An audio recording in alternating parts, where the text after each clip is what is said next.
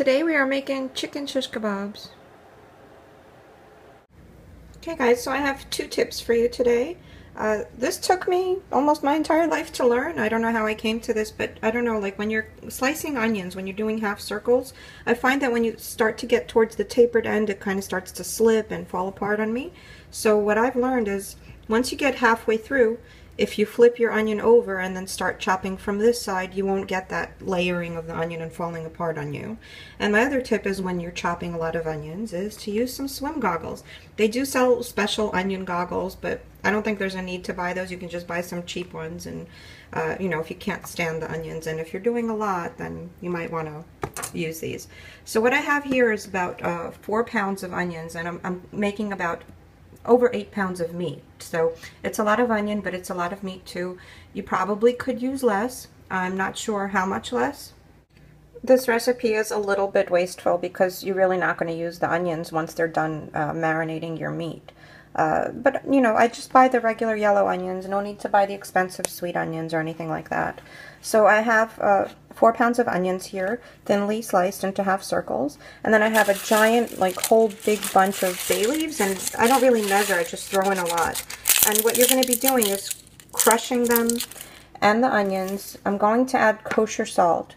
I'm going to start with a 1/4 cup of kosher salt, but I think I'm going to need more, probably at least half a cup. I'm going to put half of this in now. And what you do is, with your hand, you really want to crush it really, really well and rub it with the salt until it kind of starts to feel a little bit slimy in your hand. Like you're just going to do all of the onions and work them with the salt and the bay leaves. Okay, so I ended up not adding any more salt, so 1/4 cup was enough. And you really want to do this until all the onions kind of release their juices and they get soft on you. And like I said, you'll feel a little bit of slime on your hand, sort of. And the bay leaves are all broken up. And now I'm going to add my chicken. And I'm going to use boneless chicken thighs today, but you can certainly use breast, and I have done that sometimes. And you could also use chicken with bone in. It'll just make your cooking time longer. So I'm going to put my chicken in now. So I've put my chicken in the container, and now I'm just going to sprinkle some black pepper over the top to taste. It looks like a lot, but once it's mixed in, it's really not going to touch the chicken because I'm going to pour some red wine over it as well. So I'm going to mix this all in by hand first, and then I'm going to pour some red wine. I wouldn't use the wine that they sell in the supermarket that they call cooking wine. It doesn't have to be expensive red wine, but something that you would drink. So let me mix this in, and then I'll be right back. Okay, so you want to mix it in so that the onions are kind of evenly distributed all amongst the chicken.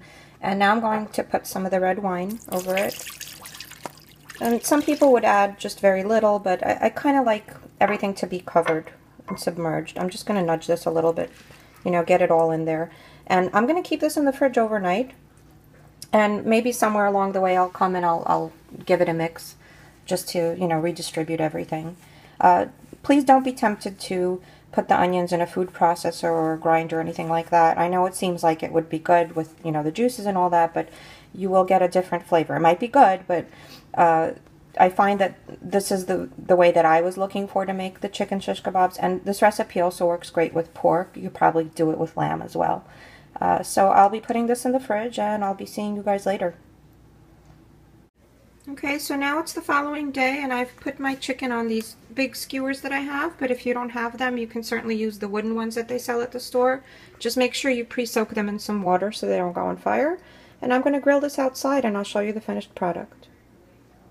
Okay guys, here it is, our finished chicken shish kebab. I hope you enjoy.